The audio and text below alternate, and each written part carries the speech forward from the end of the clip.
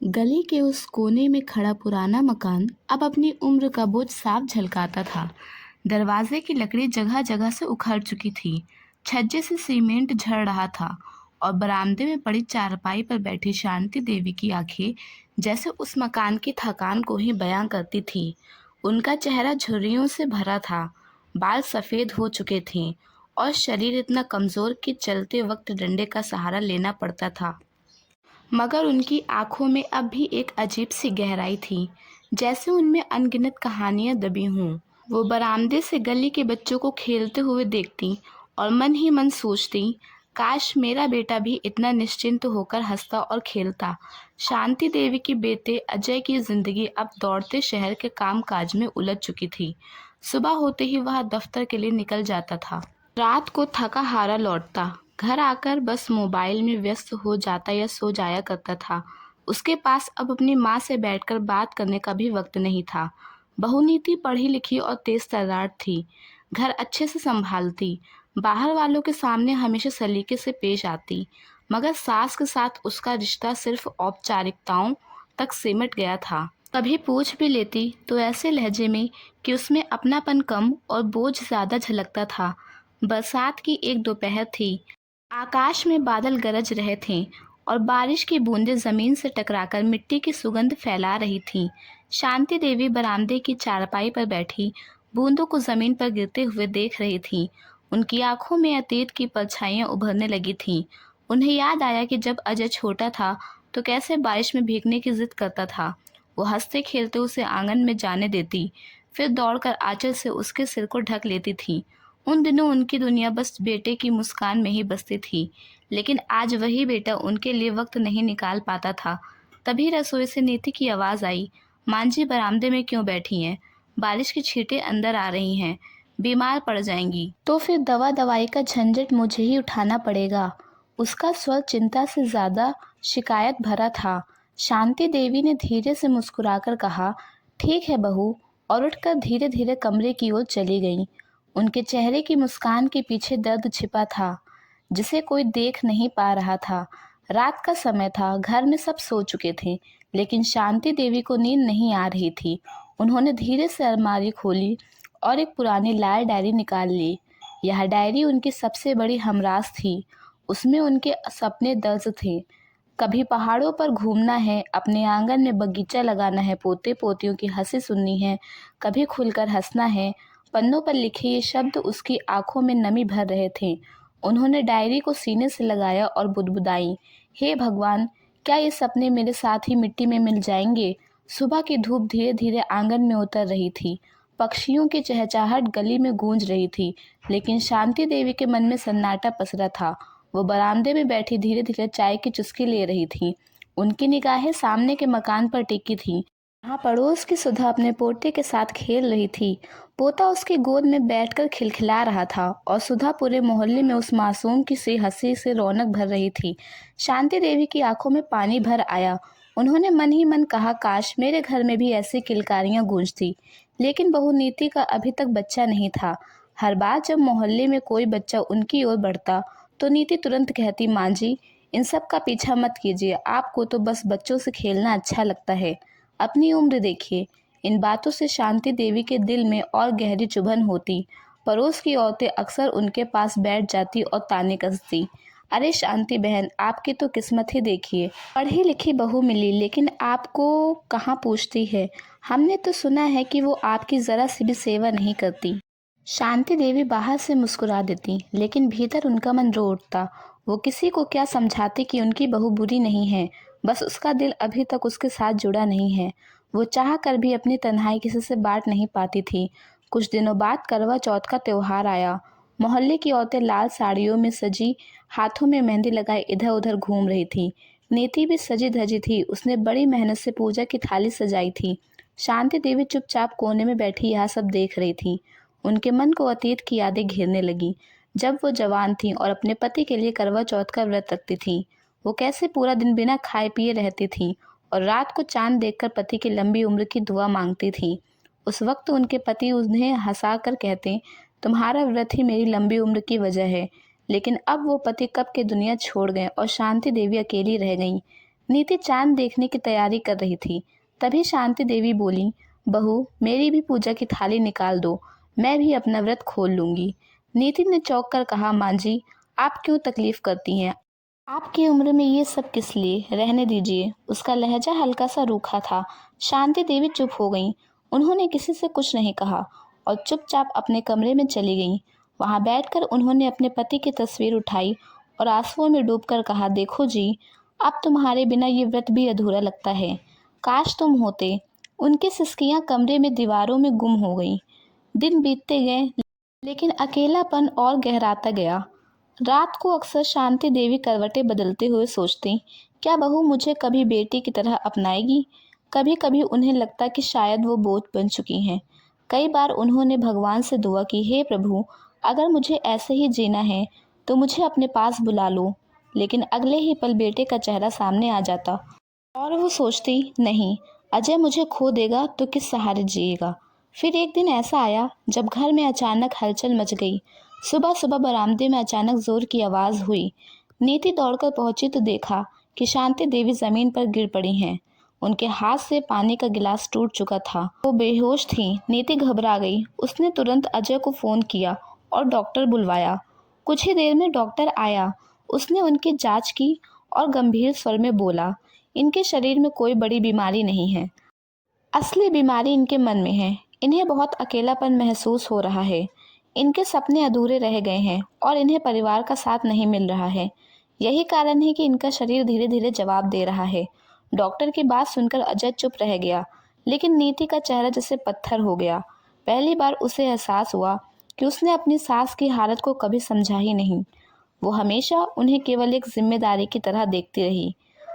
उसने डॉक्टर को जाते हुए देखा और फिर अपने कमरे में जाकर बैठ गई। उसका मन बेचैन हो उठा।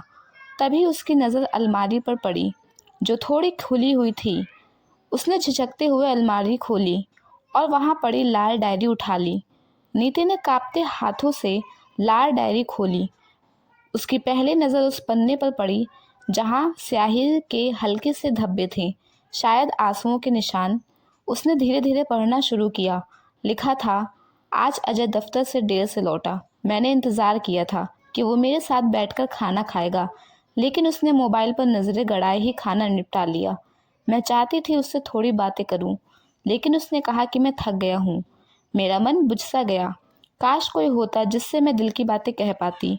नीति का गला सूख गया। उसने अगला पन्ना पलटा। आज मोहल्ले में बच्चों की हंसी गूंज रही थी। सब खेल रहे थे, शोर कर रहे थे। मेरे कानों में भी गूंज रही थी हंसी की आवाज़ें। लेकिन मेरा आंगन सूना है। मेरा मन करता है कि घर में भी बच्चे दौड़ें, खेलें, हंसें। भगवान से प्रार्थना करती हूँ कि जल्दी से पोते पोतियों की किलकारियाँ सुनूं। नीति की आंखें भर आईं। उसने आगे बढ़ा, मेरे सपनों की लिस्ट अब लंबी हो गई है। चाहती हूँ कि पहाड़ों पर बर्फ देखूं, कभी चाहती हूँ कि अपने हाथों से बगीचा लगाऊं। सोचती हूँ कि बहू बेटों के साथ बैठकर चाय पीऊं और हंसी मजाक करूं।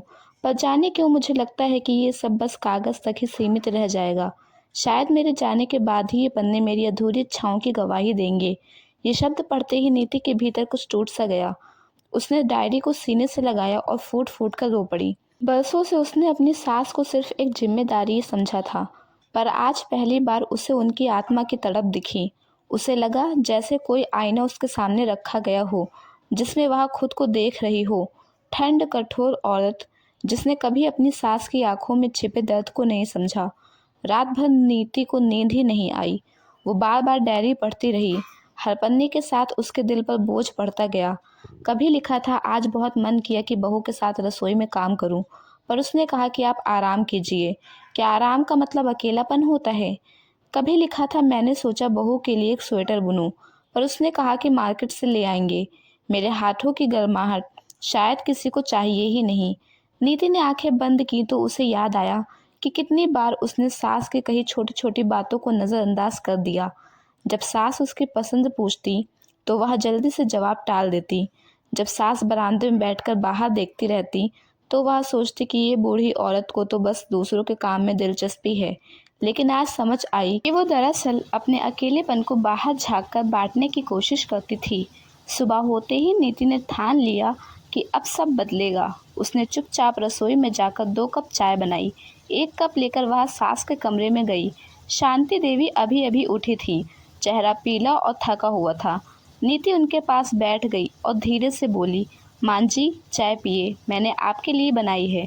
शांति देवी चौंक गई। बरसों से पहली बार बहू ने खुद उनके लिए चाय बनाई थी। उनकी आंखों में नमी भर आई। उन्होंने कप थामते हुए कांपती हुई आवाज़ में कहा, बहू तुमने मुझे याद किया। नीति फूट पड़ी। माँ जी मुझे माफ़ कर दीजिए, मैंने आपको कभी समझा ही नहीं। मैं आपकी हर इच्छा पूरी करूँगी। शांति देवी ने कुछ पल चुप रहकर बहू का चेहरा देखा। बरसों का सुख उनके दिल में पिघलने लगा। उन्होंने धीरे से बहू का हाथ पकड़कर कहा, बिटिया मुझे और कुछ नहीं चाहिए, बस इतना कि तुम मुझे बेटी की तरह अपनाओ। नीति ने आंसू पोंछे और सिर झुकाकर बोली, अब आप मेरी माँ हैं, सिर्फ सास नहीं। सुबह की हवा में ताजगी घुली हुई थी। बरामदे में एक कोने में शांति देवी चारपाई पर बैठी थीं, लेकिन आज उनके चेहरे पर हल्की मुस्कान थी। उनकी हथेलियों में अब भी बहू की दी हुई चाय का स्वाद बसा हुआ था। बरसों बाद उन्हें ऐसा लगा जैसे घर की दीवारें उन्हें गले लगा रही हों। वहीं अंदर रसोई में नीति काम करते करते सोच रही थी, मैंने अपनी पढ़ाई पर, अपने काम पर इतना गर्व किया, लेकिन अगर इंसानियत ही भूल जाऊं तो उस पढ़ाई का क्या मतलब। आज मुझे लगता है कि माँ जी मेरी असली जिम्मेदारी हैं और शायद मेरी सबसे बड़ी ताकत भी। उस दिन से घर का माहौल बदलने लगा। पहले जहाँ शांति देवी ज़्यादातर अकेले बरामदे में बैठी रहती थीं, अब नीति अक्सर उनके पास आकर बैठ जाती। वो उनसे बातें करती, कभी उनके बचपन की, कभी उनके मायके की। शांति देवी को जैसे किसी ने नया जीवन दे दिया हो। वो बड़े चाव से पुरानी बातें सुनाती, कैसे उनके पिता खेतों में काम करते थे, कैसे वो छोटी सी उम्र में मिट्टी के खिलौने से खेलती थी, कैसे शादी के बाद एकदम से बड़े घर की जिम्मेदारियों का बोझ उठाना पड़ा। नीति उनकी कहानियां सुनते सुनते खो जाती और सोचती, ये औरत कितनी मजबूत रही होगी, तभी तो इतने दुख सहकर भी आज खड़ी है। कुछ दिनों बाद नीति ने घर में छोटे छोटे गमले मंगवाए। सुबह जब शांति देवी उठी तो देखा आंगन में कतार से रंग बिरंगे गमले रखे थे। नीति मुस्कुराई और बोली, मां जी ये आपका बगीचा है, आप ही इसे संभालेंगी। शांति देवी की आंखों में चमक आ गई। उन्होंने कांपते हाथों में एक गमले को छुआ, जैसे किसी पुराने सपने को पहली बार हकीकत में महसूस कर रही हूँ। उन्होंने धीरे से कहा, बहू तुमने मेरी कितनी बड़ी ख्वाहिश पूरी कर दी। उस दिन से उनके दिनचर्या बदल गई। सुबह उठकर पौधों को पानी देना, उनसे बातें करना, पत्तों को सहलाना, ये सब उनके जीवन का नया उत्साह बन गया। पड़ोसी जब यह देखते तो कहते, वाह शांति दीदी, आप तो अब पहले से भी ज़्यादा जवान लग रही हैं। यह सुनकर उनके चेहरे पर गर्व और खुशी झलक उठती। एक दिन दोपहर में नीति चुपचाप शांति देवी के पास बैठ गई और बोली, मां जी आप मुझे अपने पति की यादों के बारे में बताएंगी? आपने डायरी में लिखा था, लेकिन मैं आपकी ज़ुबान से सुनना चाहती हूँ। शांति देवी चौंक गई। बरसों से किसी ने उनसे ये सवाल नहीं पूछा था। उनकी आंखों में आंसू चमकने लगे। उन्होंने बताया कि कैसे उनके पति उन्हें हंसाते थे, कैसे एक बार अचानक बारिश में उन्हें भीगते हुए आम तोड़कर खिलाए थे, कैसे वो हमेशा कहते, तुम्हारे बिना मैं अधूरा हूँ। यह सब सुनकर नीति की आंखें भर आईं। उनसे शांति देवी का हाथ कसकर थामा और कहा, मां जी अब आपके पति की जगह मैं आपकी ताकत बनूंगी। त्योहार का समय आया। घर में पहली बार रौनक महसूस हुई। दिवाली के दिन नीति ने शांति देवी को कहा, मां जी आप भी मेरे साथ रंगोली बनाएंगी? शांति देवी हंस पड़ी। मैंने तो सालों से रंगोली नहीं बनाई, लेकिन नीति जिद करती रही। दोनों ने मिलकर आंगन में रंग बिरंगी रंगोली बनाई। पड़ोसी आते जाते देखते रहे कि सास बहू साथ बैठी बातें कर रही हैं, हंस रही हैं और उनके चेहरे पर एक नया उजाला है। उस रात जब दिए जलाए गए तो शांति देवी ने महसूस किया कि उनके भीतर का अंधेरा भी अब धीरे धीरे मिट रहा है। धीरे धीरे बहू और सास का रिश्ता बदलने लगा। नीति अक्सर शाम को उनके साथ बैठकर चाय पीती, कभी मोहल्ले की किस्से सुनाती। शांति देवी का मन हर दिन हल्का होने लगा। अब वो पहले जैसे शिकायतें नहीं करती थी। उनके चेहरे की मुस्कान देखकर अजय भी हैरान था। उसने एक दिन नीति से कहा, तुमने माँ को बदल दिया है, मैं सालों से उन्हें ऐसे हंसते नहीं देखा है। नीति ने बस मुस्कुराकर जवाब दिया, मां जी के चेहरे की मुस्कान ही अब मेरी सबसे बड़ी जीत है। धीरे धीरे दिन बीतते गए और शांति देवी के चेहरे पर स्थायी मुस्कान आने लगी। बहू नीति ने हर छोटे छोटे सपने को पूरा करने का काम शुरू कर दिया। आंगन में बगीचे की देखभाल, पौधे की सिंचाई, हर सुबह हल्की हल्की बातचीत और दोपहर की चाय, ये सब अब शांति देवी की दिनचर्या बन गई थी। एक दिन नीति ने कहा, मां जी, अब वक्त है कि अब आपका सबसे बड़ा सपना पूरा करें। शांति देवी ने आश्चर्य से देखा, क्या सपना? नीति मुस्कुराई, शिमला की यात्रा। अजय भी छुट्टियों की तैयारी में जुट गया है। जैसे ही परिवार शिमला पहुंचा, शांति देवी की आंखों में चमक थी। उन्होंने पहली बार बर्फ को अपने हाथों में उठाया। ठंडी बर्फ उनके चेहरे को छूते ही उनकी आंखों से खुशी के आंसू बह निकले। उन्होंने कहा, हे भगवान, अब मैं अपनी आंखों से देख रही हूँ, मेरे सपने सच हो रहे हैं। अजय और नीति दोनों उनके पास खड़े थे। नीति ने धीरे से कहा, मां जी, अब आपके सपने अधूरे नहीं रहेंगे। मैं हमेशा आपके साथ रहूंगी। सड़क पर से होकर जाती हुई ठंडी हवाएं, बर्फ की चादर और दूर दूर तक फैली हुई हरियाली, सब कुछ शांति देवी की आंखों में उतर गया। उन्होंने हाथ जोड़कर कहा, बिटिया, तुमने मेरी दुनिया बदल दी। अब मैं खुश हूँ। मैं अकेली नहीं हूँ। मेरे जीवन का हर क्षण अब पूरा है। वापस घर लौटते हुए शांति देवी ने महसूस किया कि उनका जीवन सबसे बड़ी खुशी किसी महंगे तोहफे और दौलत में नहीं, बल्कि रिश्तों में प्यार और अपनापन देने में है। बहू और बेटे के साथ उनका रिश्ता अब केवल औपचारिकता नहीं रहा, बल्कि सच्चा स्नेह बन गया। घर में गमलों में लगे फूल खिल उठे, आंगन में उनकी हंसी गूंजने लगी और शांति देवी की आंखों की चमक ने हर किसी से यह महसूस करा दिया कि जीवन का असली सुख वही है जो दिल से महसूस किया जाए। और इस तरह शांति देवी के अधूरे सपने धीरे धीरे पूरे हुए। उनके चेहरे की मुस्कान में अब कोई उदासी नहीं थी, सिर्फ खुशी, अपनापन और परिवार के साथ बिताए गए हर पल का सुकून था। जीवन की थकान और अकेलापन अब पीछे रह गए। उन्होंने महसूस किया कि उम्र के हर पड़ाव में प्यार और समझदारी से रिश्तों को जोड़कर हर व्यक्ति अपने जीवन को पूर्ण और खूबसूरत बना सकता है। दोस्तों, अगर हमारी यह कहानी आपको पसंद आई हो तो हमारी इस वीडियो को लाइक कीजिएगा और ऐसे ही अन्य कहानी सुनने के लिए हमारे चैनल को सब्सक्राइब कीजिए।